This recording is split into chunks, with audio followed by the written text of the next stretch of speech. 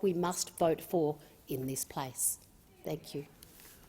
Order. The question is that the amendments be agreed to, and I call the honourable member for Wentworth.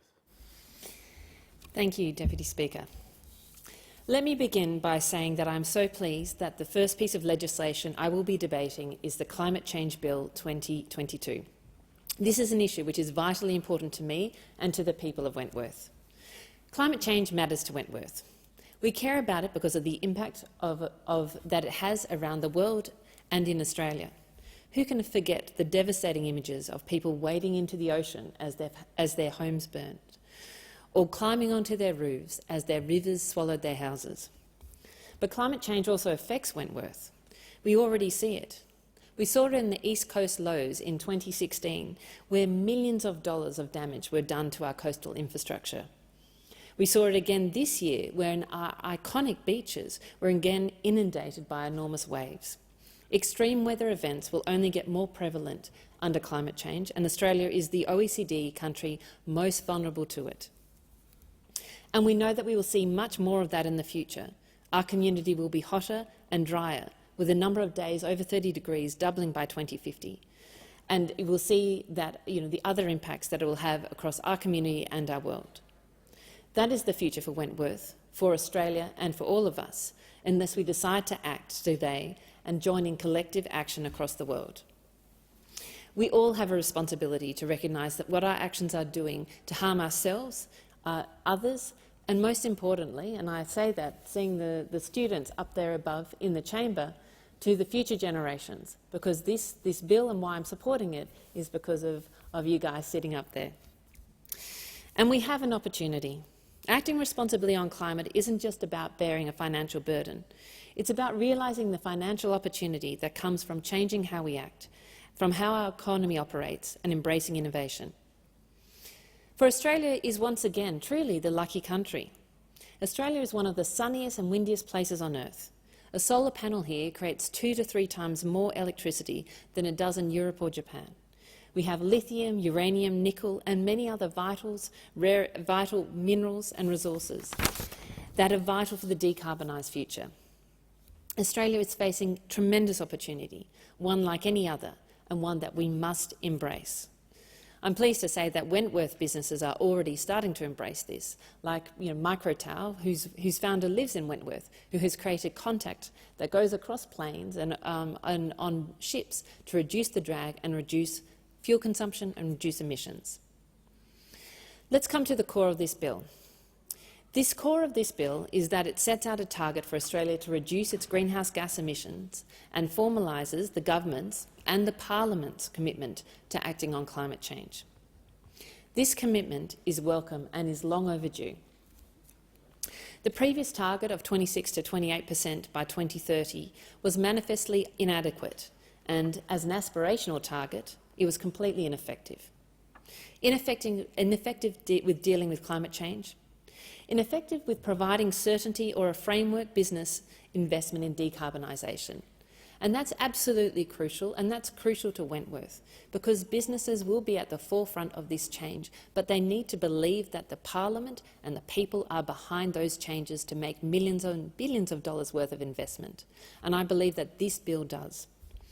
And as the election demonstrated so clearly, ineffective in delivering on the community's expectation. The community's expectations have been clear for years, at least since the 2007 election, when both parties promised action on climate change.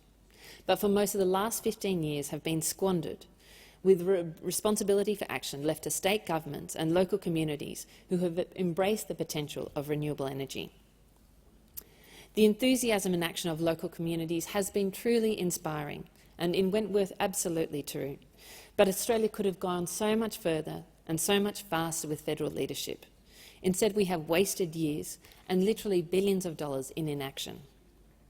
So I welcome this government's commitment to action, but I want to be clear, this bill does not go far enough. This bill does 4 main things. It sets a 43% reduction target by 2030 and net zero by 2050. It requires the Minister to table an annual climate change statement. It requires the Climate Change Authority to provide the Minister with advice, and it requires independent reviews of the Act. I don't have any objection to the bill in principle, but I wish the government had gone further. In particular, I believe that the target is inadequate. A 43% reduction is simply not sufficient. It is not supported by climate scientists, who states the world that needs at least 50% reduction by 2030 to have a strong chance to keep warming below 2 degrees, and ideally 1.5. It is not supported by business groups, such as the Business Council of Australia, who have identified that Australian businesses can thrive under more ambition. Australian businesses can thrive under a 46 to 50% reduction by 2030, and is not supported by the community, certainly not the community of Wentworth. 43% reduction is a political compromise when we need political courage. The government has acted in good faith in negotiations on this bill, and I commend the government for that. And I will take them on good faith that the 43% target is a flaw to our collective ambition. The target is not enough, but what is most crucial is the policy and action underpinning the target to ensure that we exceed the target, that we deliver at least 50% reduction by 2030. That work will come, and I intend to be part of that work, to be a constructive voice that will, at times, push the government to go further and go harder than they might otherwise, to provide that political courage. I will work constructively with the government on risk assessments and mitigation strategies. We can't continue to spend 97 cents in every dollar of disaster relief focused on cleaning up the mess, and only 3% on the vital actions that is required by mitigation and adaptation. I will work with the government on transport emissions. We have the opportunity to bring in fuel efficiency standards that will not cost the public purse at a time when we have so much debt, but will unlock low-carbon and electric vehicle choices for Australians. I will be a voice that draws on my experience, the experience of my constituents, the passion of my constituents, and the experience of many experts around the country to ensure that we are implementing policies that stimulate innovation and investment, that support our economy, and that deliver the change we need. There are two other changes that I would like the government and the House to consider. The bill, as drafted, would require the minister to make annual statements to the Australian Parliament about Australia's progress in reducing emissions, relevant international developments, the government's climate change policies, and the effectiveness of the government's climate change policies. My first change would require that the statement to consider the sectoral impact of policies. It's important that Australians and Australian businesses can see what progress is being made by each sector of the community, and that each sector of the community understands what are its responsibilities. I hope that this will be the foundation for the government to develop these sector-specific plans, setting out targets and measures that would provide certainty for business, investors and other stakeholders. My second change would require that the statement to consider the effectiveness of government's policies in general, rather than just climate policies specifically. This is a subtle change, but an important one.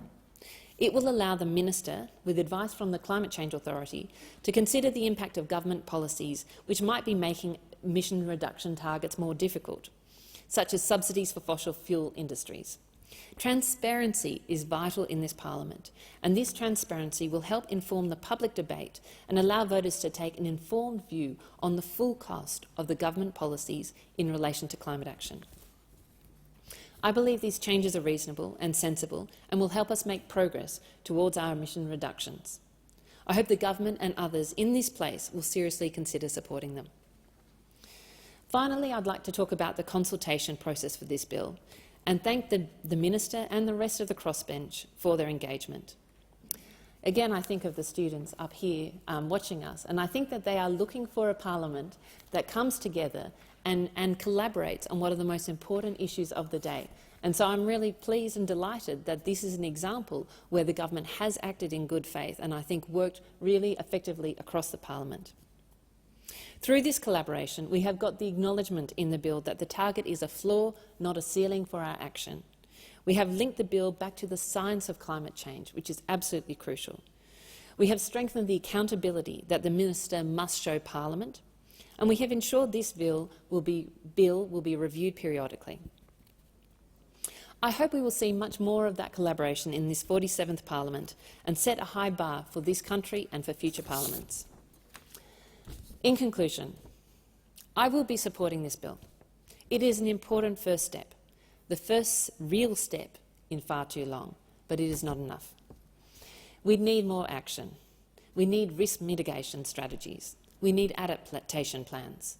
We need greater action on electric vehicles. We need to stop putting public money into fossil fuel subsidies and thoughtlessly expanding the number of gas and coal mines without paying heed to the impact on the world. We need to move to the future, not to the past, and bring our communities with us, all those communities around Australia, however you are impacted by this bill. And we need strong accountability mechanisms to ensure the government is adopting the right policies and to ensure those policies are comprehensive and effective and are accountable to the people in this parliament and to the people of this country.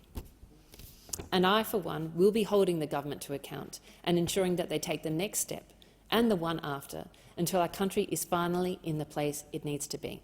Thank you. I thank the honourable member for Wentworth and I wish her well in the 47th Parliament.